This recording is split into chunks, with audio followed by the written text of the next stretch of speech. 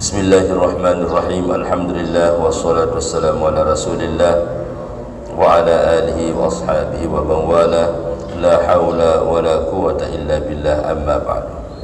Bapak Ibu hadirin yang dimuliakan Allah Subhanahu wa taala, mari sejenak kita menjadikan puji syukur kehadirat Allah Subhanahu wa taala bahwa pada subuh kali ini alhamdulillah wa syukurillah kita masih diberikan nikmat kesehatan, kesempatan olehnya sehingga kita masih diberikan hidup sampai pada subuh hari ini. Mudah-mudahan apa yang kita lakukan pada hari ini yang diawali dengan salat subuh berjamaah dan ta'lim subuh, senantiasa amal kita dijadikan amal yang diterima di sisinya, amin. Kemudian yang kedua, salawat salam moga-moga tercurah kepada junjungan alam Nabi besar kita Muhammad sallallahu alaihi wasallam.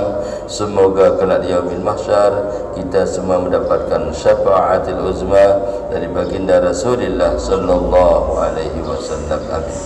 Bapak Ibu hadirin dan dimuliakan Allah Subhanahu wa taala, pada subuh kali ini kita akan baca ayat yang ke-15. A'udzu billahi minasyaitonir rajim. Innamal mu'minuna alladzina idza dzukirallahu wajilat qulubuhum wa idza tuliyat 'alaihim ayatun zadatuhum imanan wa 'ala rabbihim yatawakkalun.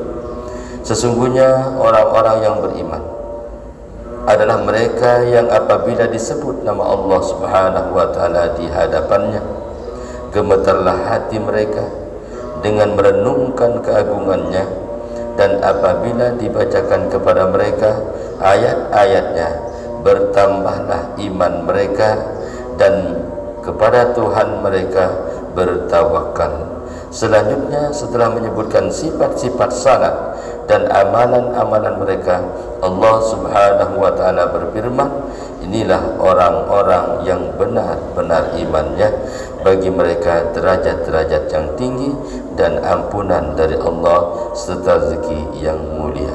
Surah Al-Anfal ayat 2. Bapak Ibu hadirin dan bukan Allah Subhanahu wa taala, setelah kita dengarkan kandungan daripada isi apa ayat tadi yang dibacakan, maka orang beriman itu adalah yang apabila dibacakan ayat-ayat Allah Subhanahu wa taala, maka akan bertambah, maka akan bergetarlah hati mereka. Artinya setiap dia melihat, setiap dia mendengarkan ayat-ayat Allah Subhanahu wa taala, yang dimaksudkan dengan ayat di sini adalah bukan saja Al-Qur'an, tetapi tanda-tanda kebesaran Allah Subhanahu wa taala. Bahkan walaupun itu tanda misalnya memberikan kita kesedihan, maka itu kita renungkan bahwa itu ciptaan Allah Subhanahu wa taala, maka hati kita semakin takut kepada Allah Subhanahu wa taala. Satu contoh, kita misalnya dilanda dengan gempa, diuji oleh gempa oleh Allah Subhanahu wa taala. Ketika kita ingat gempa itu adalah tidak ada sesuatu yang dapat menciptakan kecuali Allah Subhanahu wa taala, maka hati kita akan terbawa kepada ketakwaan yang semakin teguh, semakin besar, semakin berat kepada Allah Subhanahu wa taala. Begitu juga kita mendengarkan ayat-ayat Al-Qur'an. Makanya semua yang ada di muka bumi, mulai dari diri kita sampai kepada alam jagat raya ini, itu bagian daripada ayat-ayat Allah Subhanahu wa taala.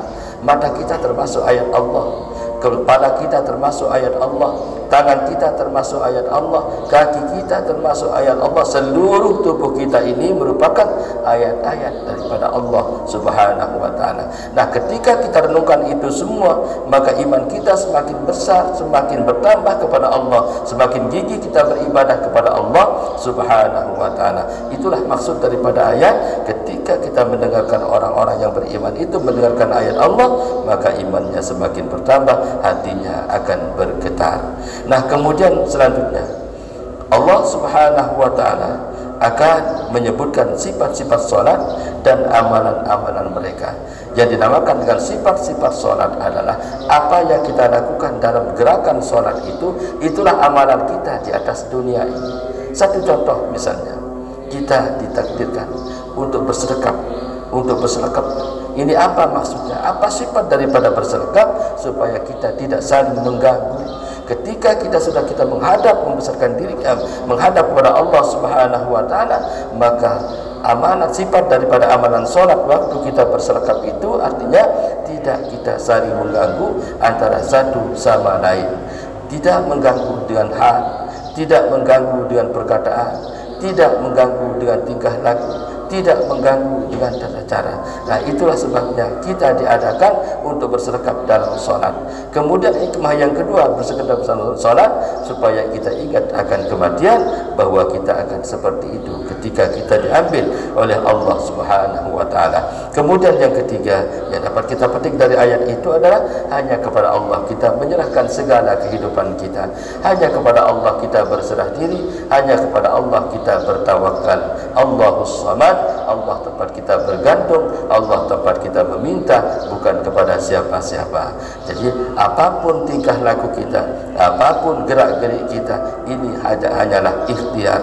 Yang ikhtiar itu tidak akan mewajibkan sesungguhnya berhasil sesuai dengan ikhtiar itu, melainkan daripada Allah Subhanahu wa taala. Oleh karena itu semoga apa yang kita lakukan di atas dunia ini, mulai dari ibadah mahdoh sampai kepada ibadah ghairu mahdoh, mudah-mudahan itu semua kita serahkan kepada Allah Subhanahu wa taala, karena bahwasanya kepada Allah kita berserah semua apa yang kita lakukan, agar kita menjadi orang yang selamat dunia dan akhirat. Amin ya rabbal alamin.